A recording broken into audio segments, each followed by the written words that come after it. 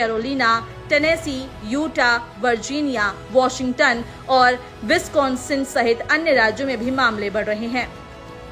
विश्व स्वास्थ्य संगठन यानी WHO के मुताबिक XFG एक ऐसा वेरिएंट है जो LF.7 और LP.8.1.2 वंशों का पुनर्योग है। सबसे पहला नमूना 27 जनवरी 2025 को एकत्र किया गया था। अपनी जून की रिपोर्ट में WHO ने कहा कि XFG को वैश्विक स्तर पर बढ़ते अनुपात के साथ निगरानी में रखा गया है। विशेषज्ञों ने कहा कि SARS-CoV-2 वो वायरस जो कोविड-19 का कारण बनता है लगातार बदल रहा है। ये समय के साथ अपने आनुवांशिक कोड में उत्परिवर्तन जमा कर रहा है, इसलिए नए वेरिएंट के सामने आने की उम्मीद है।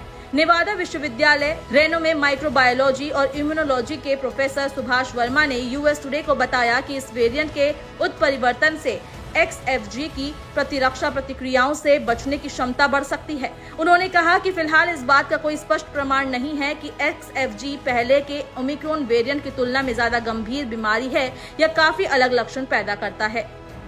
आइए अब आपको बताते हैं XFG के लक्षण क्या हैं।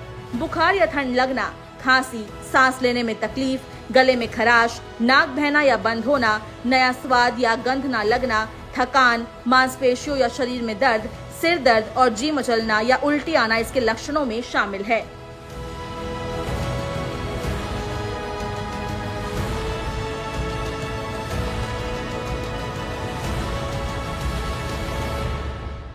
जीवन हमें एक मौका देता है, इसलिए जब भी सही कॉलेज चुनने का समय आए तो सिर्फ मंगलायतन यूनिवर्सिटी आपके बेहतरीन भविष्य और सर्वांगीण विकास के लिए।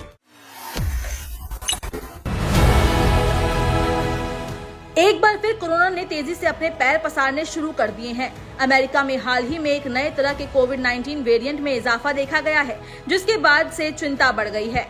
XFG वेरिएंट, जिसे आम बोलचाल की भाषा में स्ट्रेटस कहा जाता है, पूरे अमेरिका के साथ साथ यूरोपीय देशों में तेजी से फैल रहा है।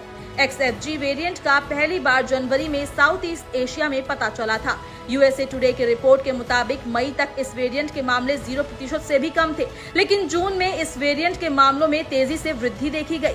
रोग नियंत्रण एवं रोकथाम केंद्र CDC ने खुलासा किया है कि जून के अंत तक इस वेरिएंट के 14% तक मामले होने का अनुमान है। अमेरिका में मार्च तक XFG का एक भी मामला नहीं था, लेकिन धीरे धीरे ये बढ़ने लगे। अप्रैल में ये 2% तक पहुंचे, मई के अंत तक ये 6%, जून की शुरुआत में 11% और जून के आखिरी में 14% तक पहुंच गए। अब आपको बताते हैं किन किन राज्यों में ये नया वेरिएंट फैला है। CDC ने पाया कि Alabama, Alaska, California, Delaware, Florida, हवाई, केंटकी, लुइसियाना और टेक्सास जैसे राज्यों में उच्च या बहुत उच्च स्तर के मामले पाए जाते हैं। Connecticut, Georgia, Indiana, Maryland, Michigan, Minnesota, Mississippi, Missouri, New Jersey, New York, उत्तरी Carolina, Ohio, Oklahoma, Oregon, Pennsylvania, दक्षिण